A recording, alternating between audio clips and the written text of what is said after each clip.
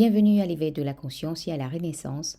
Aujourd'hui, je vais tourner l'objectif de ma caméra vers un sujet d'éveil très important qui est comment découvrir le scénario de son âme. Voilà, je m'appelle Attila et je suis enseignante spirituelle et aussi metteur en scène.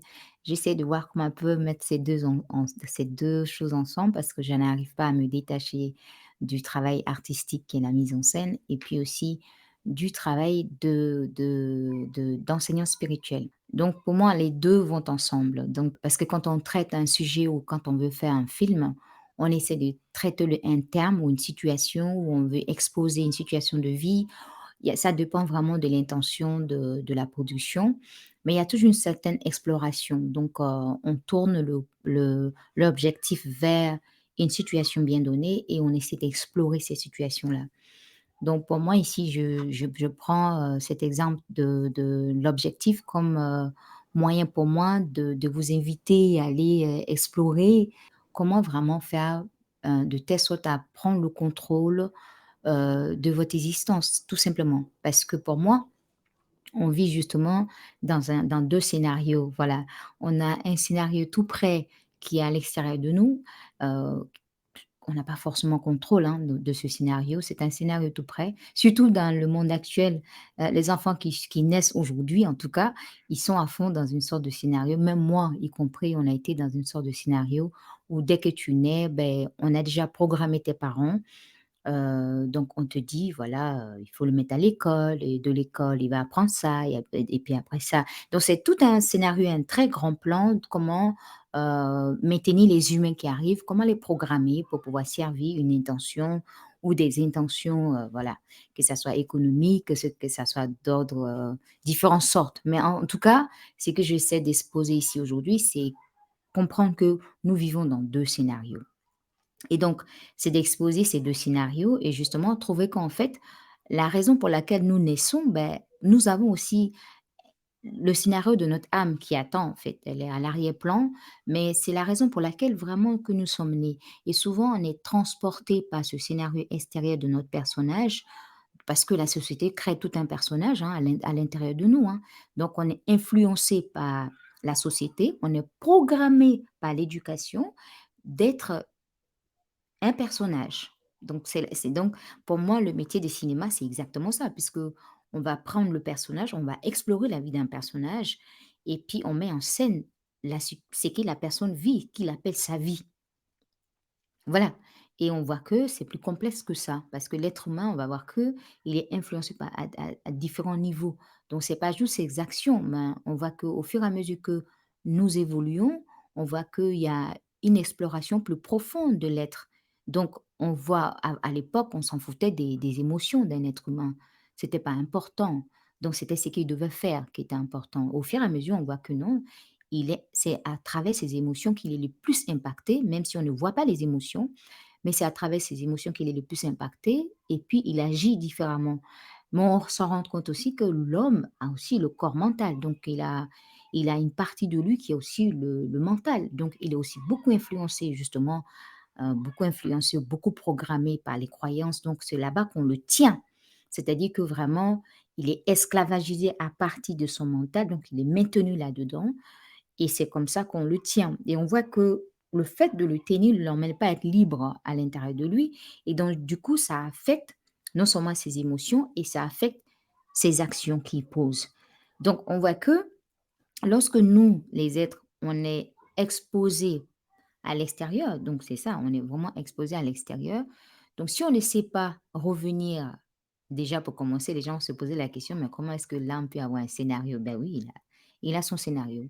Parce que si on peut vivre dans un scénario totalement qu'on ne contrôle pas, qu'on donne dans le monde extérieur à notre personnalité, ben, on peut aussi entraîner notre personnalité à écouter le scénario de l'âme qui est à l'intérieur de nous. Parce que c'est en ce moment-là qu'il y a la renaissance.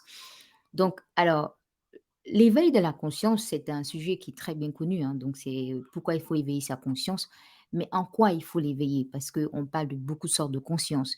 Il y a les consciences, le fait d'être conscient, le fait de gérer bien ta vie, le fait de comprendre les consciences qui sont gérées par différentes sortes d'intelligence. par exemple, l'intelligence économique. Donc, tu vas développer une certaine conscience pour pouvoir comprendre l'intelligence économique et puis maintenant, comment placer tes pions ici pour pouvoir vraiment t'en sortir sur le plan économique. Il y a aussi une conscience scientifique, hein, donc faut pas croire. Et quand tu vas voir un médecin, il va te donner sa croyance scientifique parce qu'il a appris quelque chose et quelque temps après, on voit que ben, c'était pas vrai. Donc, la science aussi, à chaque fois, elle doit se remettre en question et pourtant, au moment où elle te le disait, elle y croyait et ça devient une croyance pour toi et tu commences à mettre ça en pratique parce que c'est le médecin qui t'a dit. Donc, vous voyez que cette personnalité-là n'a jamais vraiment une profondeur.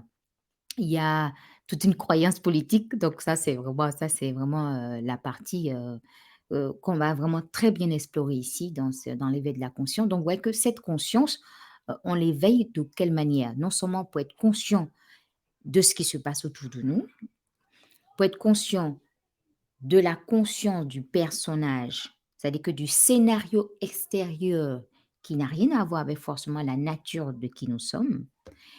Et puis, il y a les consciences supérieures, OK?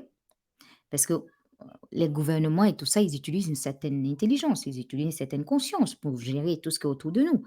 Mais est-ce que cela détient une conscience supérieure? Et les consciences supérieures, celles-là, ce sont les consciences divines. Et elles ont un travail à faire. Donc, elles ne sont pas d'autres religieuses. Elles ont un travail d'action à faire. Mais dans le monde dans lequel nous vivons aujourd'hui, ces consciences supérieures n'ont pas encore le pouvoir, mais font leur entrée en jeu. Et justement, l'humanité est en train de basculer vers sa première initiation, qui est la Renaissance. Ça fait maintenant 2000 ans on travaille sur cet enseignement de la Renaissance qui a été enseigné par plusieurs maîtres, mais surtout Jésus qui a vraiment apporté cet enseignement selon ce qui nous a été mis à notre disposition pour pouvoir avoir accès à cette connaissance. Justement, cette connaissance qui est chargée de conscience supérieure. Voilà. Donc, quand on voit le travail de Jésus, on voit que c'est un travail pour éveiller les consciences supérieures dans les consciences humaines. Donc, comment est-ce que les consciences supérieures vont faire leur entrée en jeu dans la conscience humaine? Donc, on voit que si on prend le travail de Jésus, pour éveiller cette conscience que nous avons déjà. Donc, c'était pas comme si les êtres n'avaient pas déjà de conscience, ils avaient déjà une conscience. Donc, lui, il vient avec une nouvelle conscience. Mais cette conscience-là, elle a quoi? Donc, on regarde le monde. Donc, quand on regarde du point de vue de Jésus qui va apporter un enseignement, son enseignement n'est pas basé sur le personnage. Son enseignement n'est pas basé sur comment nous devons être par rapport aux autres ou comment nous devons être par rapport au monde. Non, pas du tout. Son enseignement est basé comment nous devons être par rapport à l'âme qui est à l'intérieur de nous. Donc, vous voyez qu'il y a deux enseignements ici. Il y a le scénario, moi je parle, c'est le scénario extérieur, hein, donc quand je parle du scénario de l'âme, par exemple, Jésus, lui, vient avec un scénario bien clair, hein. Donc il va pas aller de gauche à droite, le message est très clair, très tranchant, et il parle de l'eau et de l'esprit. Donc quand on voit, qu'est-ce que lui, il apporte dans cette conscience qu'on a déjà? Donc on a déjà une conscience et le monde était déjà fait. Donc il va apporter, donc ça veut dire qu'il apporte l'eau et l'esprit dans la conscience. Donc, quand on voit l'eau de façon physique. Donc, comment est-ce qu'elle va rentrer dans l'esprit et comment est-ce qu'elle va éveiller la conscience humaine, tu vois? Donc, en fait, justement, quand on regarde le baptême, par exemple, quand on regarde le baptême, on prend le corps physique que nous avons, le personnage, justement, qui a un scénario extérieur, hein, qui a un scénario de comment est-ce qu'il doit être dans le monde. Voilà, ça, c'est le personnage. Et puis, on demande au personnage, avec la conscience qu'il a de son personnage, de faire un baptême avec l'eau pour former un. OK? Donc, c'est quoi le baptême avec l'eau? L'eau, dans l'enseignement spirituel, c'est l'amour et la compassion. Donc, ça veut dire que l'humanité, l'enseignement de Jésus va basculer la conscience humaine vers l'eau. L'eau, c'est quoi? C'est une substance divine. C'est une substance divine de conscience. C'est-à-dire que c'est une substance, c'est-à-dire que quand on voit la conscience de l'eau, à l'intérieur de cette conscience, c'est l'amour, la compassion. OK, alors je donne un exemple.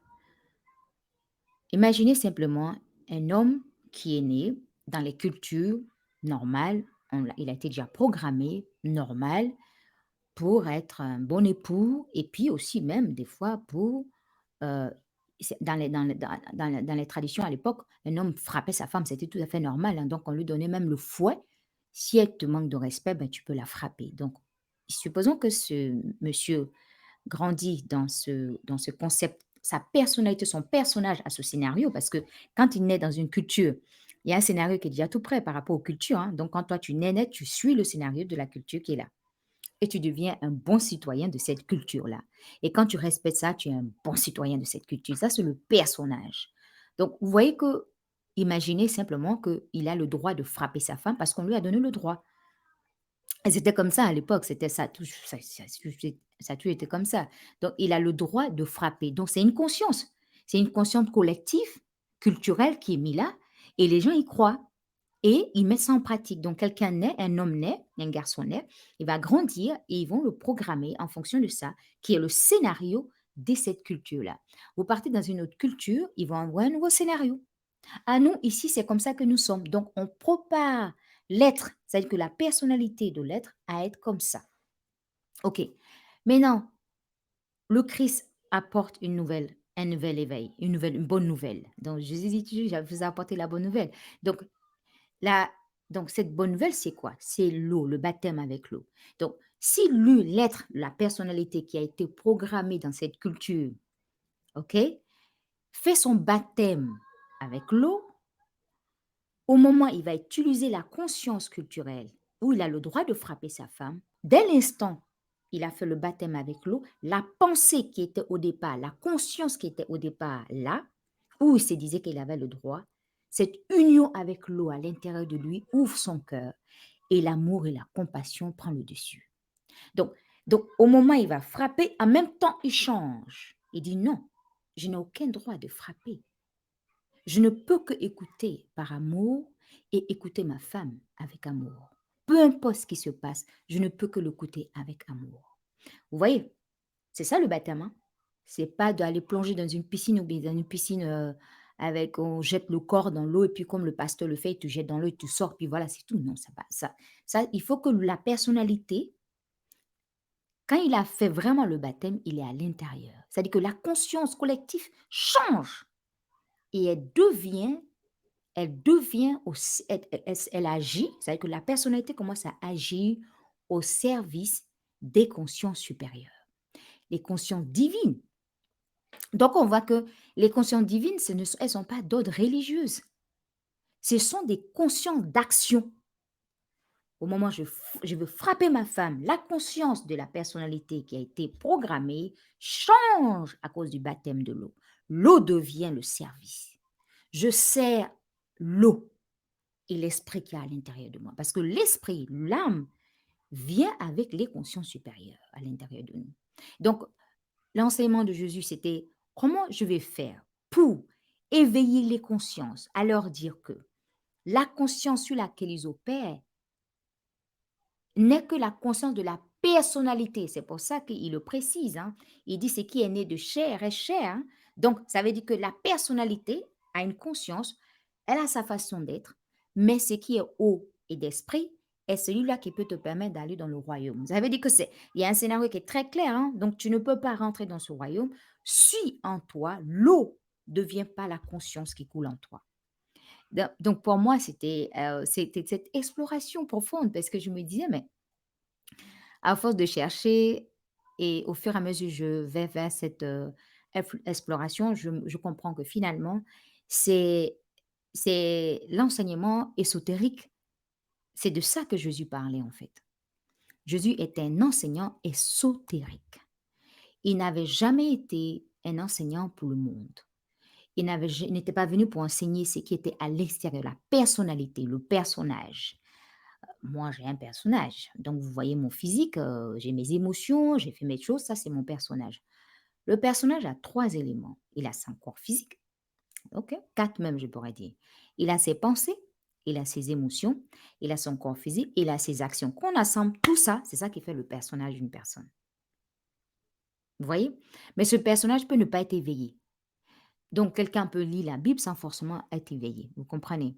Alors donc cet éveil, c'est pour justement préparer l'enseignement de Jésus, c'était de faire quoi? Éveillons les consciences, éveillons les consciences vers les consciences supérieures. Les consciences supérieures ne sont des consciences d'action pour transformer le monde. Alors, pour comprendre ça aussi, pourquoi éveiller les consciences, pourquoi c'est important, je vais partager aussi un passage avec vous dans la Bible qui, pour moi, m'a aidé vraiment à commencer le début de ces recherches que j'ai commencé à faire.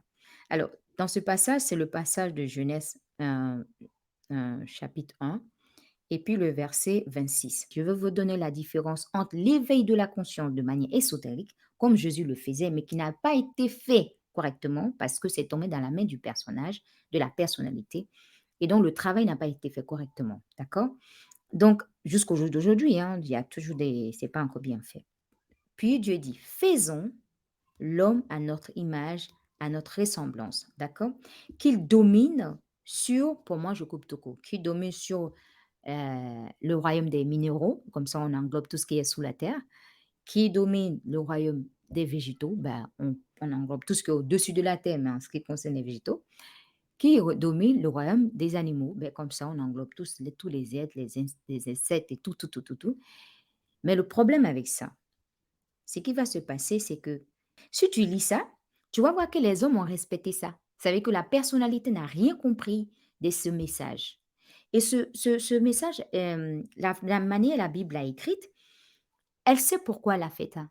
Parce qu'il n'y a que ceux qui auront fait le baptême à l'eau qui comprendront ce message. Et il n'y a que ceux qui sont que dans la chair, vont mettre en pratique ce message. Qu'est-ce que le monde a fait? On a dominé la terre. Aujourd'hui, il n'y a plus de place sur l'océan. Il n'y a pas de place. De la même manière, il n'y a plus de place. Il n'y a plus de place sur la terre. La terre, toutes les portions de terre sont en train d'être prises, ont été déjà prises, hein. C'est de la même manière, il n'y a plus de place sur l'océan. Tu ne peux pas traverser d'un océan à un autre. Il y a la taxe, c'est-à-dire que tout est déjà pris.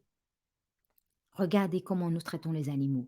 On se donne le droit de traiter les animaux parce que dans ce verset, on nous dit qu'on nous donne l'autorisation de dominer. Et c'est quand on sera dominé, quand on aura dominé, qu'on sera à la ressemblance des dieux. C'est ce que ça veut dire, hein, franchement. Parce que quand on regarde ça, c'est ce qui se passe dans notre monde aujourd'hui. Regardez les guerres, regardez tout ce qui se passe. On doit dominer. Parce que c'est quand on domine qu'on sent le pouvoir. Et quand on sent le pouvoir, on se sent comme un dieu, n'est-ce pas? Aujourd'hui, ce n'est plus le fait de tuer les gens, mais c'est le fait de posséder de l'argent pour qu'ils puissent dominer, prouver cette domination. Maintenant, nous sommes à la domination économique.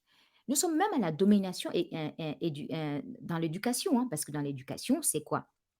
On prépare et puis on met les excellents à part, on traite des écoles d'élite. Là-bas, vont aller là-bas les personnes qui sont supérieures, qui vont dominer le monde.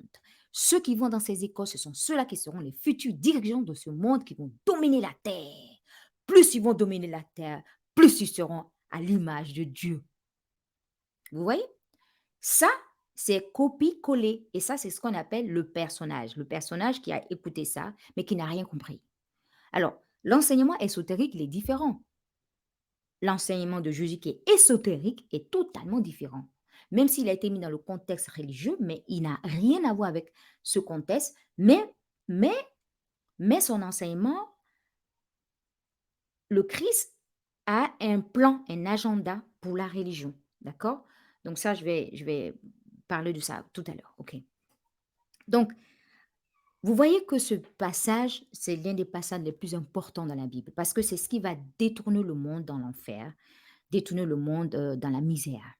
Parce que quand on divise, parce que quand on veut dominer, on se divise. Ça, c'est dit. On se divise de l'autre. Parce que si je me sens supérieur, alors toi, tu es inférieur. Si je me sens Dieu, alors toi, tu n'es pas Dieu. Parce que je me divise. Donc, ouais, et c'est la division.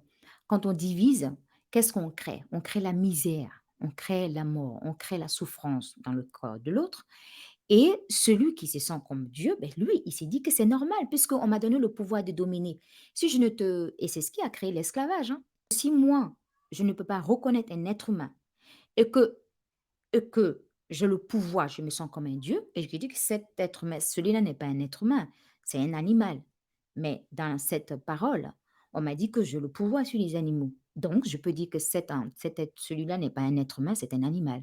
Donc, j'ai le pouvoir sur lui. Je dois le changer pour qu'il soit de la manière que moi je veux qu'il soit. Et voilà l'esclavage. Parce que quand je l'aurai dominé, je suis Dieu, il m'obéira. La religion nous a aidés un peu à comprendre. Mais pour moi, je pourrais dire que s'il y a un enseignement qui m'a plus aidé, c'est l'enseignement de Bouddha. Parce que regardez, Bouddha, dans son histoire, il vient d'un royaume, donc c'est un prince, donc il a tout, il est riche, il a tout ce qu'il veut. Et tout d'un coup, il le sait que ça, ce n'est pas la vie, c'est le personnage. Mais il sent en lui le scénario intérieur de l'âme. Et il commence à se détacher. Il dit, c'est pas possible, je ne peux pas régner et voir l'autre mourir de faim. C'était pas possible. Donc, qu'est-ce qu'il fait? Il se dépouille de tout et il va s'asseoir vers le pauvre. Et donc, qu'est-ce qu'il fait? Il a compris, il a compris ce passage de la Bible. Pourquoi? Parce que c'est quelqu'un qui était un initié total. Il a fusionné, c'est-à-dire qu'il était fusionné à l'eau et puis à l'esprit. L'esprit a pris place en Bouddha, totalement. Et lui, il devient l'agent de l'eau. Chaque chose qu'il fait, c'est de faire exprimer l'eau. Il n'est pas là pour enseigner, faire les grandes églises. Non, non, non, non, non, pas du tout. Il met en pratique, en action l'eau. L'eau devient la conscience qui coule en lui. Alors, qu'est-ce qu'il fait? Il se rend compte qu'en fait, la domination dont on parle ici, ce n'est pas de dominer les animaux ou tout, ou bien prendre les autres, dominer pour devenir important. C'est de dominer la pensée de ce qu'on appelle l'ego, le personnage. C'est-à-dire que la pensée qui fait que je vais me détacher de l'autre et que je vais me sentir supérieur, c'est cette pensée-là que je dois dominer. Donc, il n'y a qu'un être éveillé qui pourra comprendre que la domination, elle se passe dans le mental de l'homme. C'est lorsque tu auras dominé la pensée qui est en toi, qui te pousse à te détacher de l'autre, à dominer l'autre, à être supérieur par rapport à l'autre, c'est en ce moment que tu commences à faire le baptême avec l'eau. Il a compris Bouddha parce que lui sait que c'est qu'il doit dominer, c'est ce qui était en lui. C'est-à-dire que quand il regarde ses parents, eux, ils sont envahis par le fait de vouloir dominer et d'être des rois. Non, cette pensée qui les pousse à vouloir être les rois, les aristocrates, ceux qui sont devant, c'est cette pensée-là qu'il faut dominer afin de pouvoir s'ouvrir aux pensées de l'esprit. L'homme qui pourra dominer sa pensée, de dominer un autre être humain. L'homme qui aura fait ça va s'ouvrir au baptême de l'eau et à l'esprit.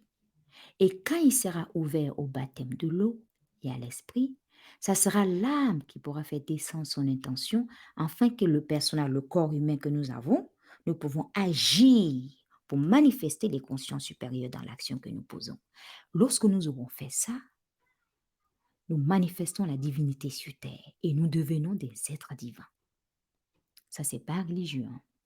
Je reprends l'exemple du mec tout à l'heure avec sa femme. Au lieu de la frapper, comme il a fait le baptême avec l'eau, l'eau jaillit en lui. Non, je ne peux pas frapper ma femme. De quel droit? Quelle pensée qui est en moi qui me pousse à penser que je suis supérieur au point de lui faire ça? Cet être vient de faire le baptême avec l'eau. L'eau, en ce moment, a pris le dessus sur la conscience de la personnalité qui était en lui. Voilà le vrai baptême. Et cet être, il va engendrer la renaissance. Et c'est ça la renaissance. Parce que du moment qu'il va changer, on dit, mais ton mari, il est bizarre. Il n'est pas violent comme les autres maris du village. Il est toujours aimant, il t'apporte des fleurs, il vient t'aider au champ.